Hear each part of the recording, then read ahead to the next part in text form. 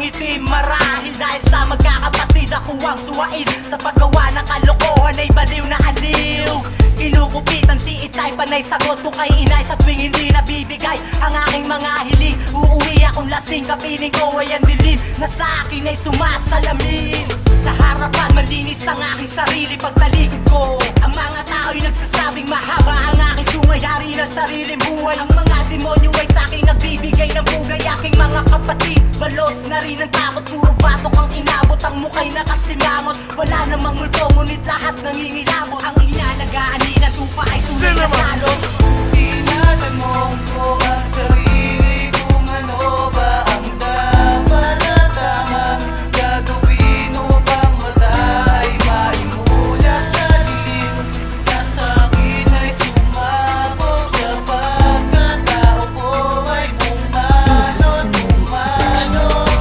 Sa aking pagsubok pagpasok sa pintuan ay lalo lang nasiraan at di na maiwasang magdulot sa kapwa ng kalapastanganan. Ito ang libangan ng aking kasiyahan, ang talento ko sa paggawa ng mga awit, pagtalo sa mga pader na may obra kong ginuhit. Ngunit nang inukit ko ang buhay ko, bakit pumangit? Patalim na ubod ng talas naman ng aking gamit. Paulit-ulit ako sa liku-likong daan hanggang maranasan ko na sumali sa samahan. Mahilo-hilo ako, ang sakit ng kalamnan, malapit ng bumigay ang aking katawan. Ngunit inaya kong makuha ang munting sagisag. Ganap na ako na araw, pwede na akong sumikat. Mga paso sa balat ng isang tupang itim, mabura kaya lahat kung talikuran ng dilim.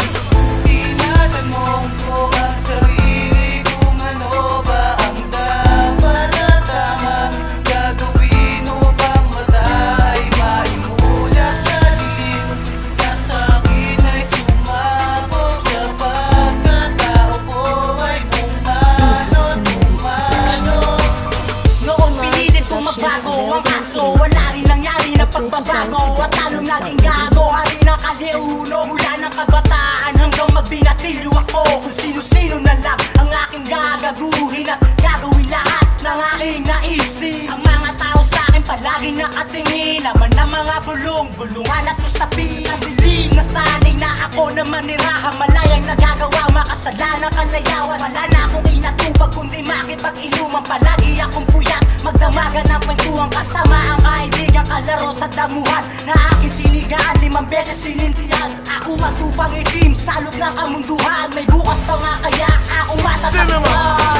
Tinatanong ko ang sarili kung ano ba ang dapat na tamang gagawin upang mata ay maimulat sa dilim na sa akin ay sumakop sapagkat tao ko ay bumanot.